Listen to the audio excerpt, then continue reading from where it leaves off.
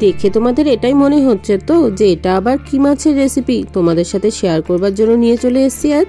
আরে দাঁড়াও, এটা কোনো মাছ না, সম্পূর্ণ কাঁচা কলা দিয়ে এই রেসিপিটা আমি তৈরি করেছি। কাঁচা কলা দিয়ে এই রেসিপিটা তৈরি করে নেওয়ার জন্য আমি এখানে দুটো কাঁচা কলা নিয়ে নিয়েছি। এখানে একটু মোটা ও লম্বা আকারের কাঁচা কলা নিলে বেশ ভালো হয়। প্রথমেই কাঁচা কলার দুপাশ কেটে নিলাম।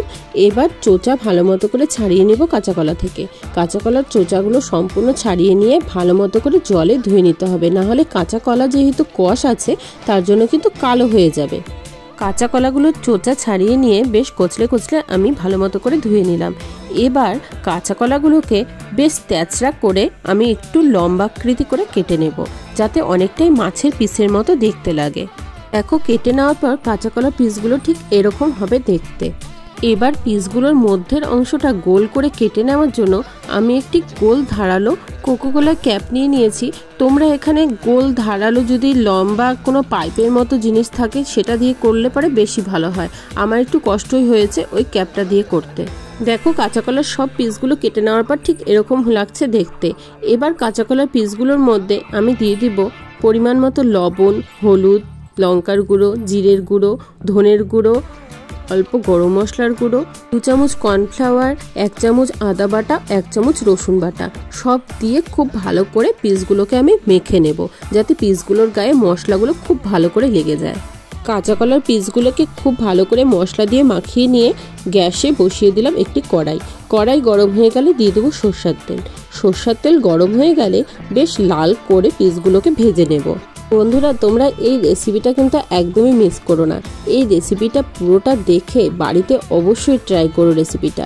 যারা কাঁচা কলা খায় না, গ্যারেন্টি দিচ্ছি তারাও কাঁচা কলা খাবে এবং প্রশংসা করবে। কাঁচা কলার পিসগুলোকে বেশ কড়া করে ভেজে তুলে নিয়ে সেই তেলেই আমি ফোড়নে দিয়ে দেব 2টো শুকনো লঙ্কা, গরম মশলা এবং গোটা জিরে। ফোড়ন ভালো মতো নাড়াচাড়া করে নিয়ে আমি এখানে দিয়ে দেব পেঁয়াজ কুচি। পেঁয়াজ আমি বেশ বড় সাইজের একটা পেঁয়াজকে কুচিয়ে নিয়েছি। পেঁয়াজ কুচিটা দিয়ে একটু ভাজা করে নেব। তারপর যেহেতু মাছ রান্না করছি তার জন্য বেশ লম্বা করে কয়েক পিস আলু কেটে দিয়ে দিয়েছি। আলুগুলোকে সুন্দর করে তেলের মধ্যে ভেজে নিচ্ছি। আলু ভাজা হয়ে গেলে কড়াইয়ে দিয়ে দেব একটা বড় সাইজের টমেটো পেস্ট। এবারে ভালো করে নাড়াচাড়া করে নিতে হবে যতক্ষণ টমেটোর কাঁচা গন্ধটা না চলে যায়। এরপর আমি অ্যাড করে দেব একে একে গুঁড়ো মশলাগুলো। প্রথমে 1 চামচ হলুদ গুঁড়ো, 1 চামচ লঙ্কার গুঁড়ো, 1 চামচ ধনের গুঁড়ো এবং 1 চামচ জিরের গুঁড়ো দেব এবং দিয়ে দেব স্বাদ মতো লবণ। দিয়ে ভালো মতো করে নাড়াচাড়া করে নেব। নাড়তে মশলাগুলো দিয়ে যখন তেল ছাড়া শুরু করবে, বেশ তেল ভেসে আসবে মশলাগুলোর ওপর থেকে, তখন দিয়ে দেব মোটামুটি 1 বড় বাটি জল। এখানে আমি উষ্ণ গরম জল ইউজ করছি। যে বাটিতে কাঁচা কলাটা মশলা দিয়ে ম্যারিনেট করে রেখেছিলাম সেই বাটি ধুয়ে কিন্তু আমি জলটা দিলাম। ঝোল ফুটে উঠলে এবার মাছের পিসগুলো কাঁচা কলার যে মাছগুলো করে রেখেছিলাম পিস করে, সেই পিসগুলো আমি একেবারেই ভুলে গেছি রান্না করতে যে এগুলো মাছের পিস না, সেইগুলোকে দিয়ে দেব। দিয়ে কিছুক্ষণের জন্য আমি ঢেকে দেব।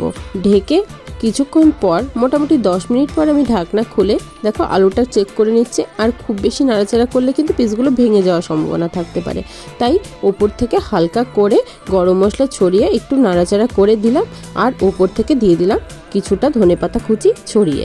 এবার তোমরাই বলো তো বন্ধুরা, কাঁচা কলার এই রেসিপি কারোর পাতে পড়লে কেউ কি বুঝতে পারবে এটা মাছ না অন্য কিছু?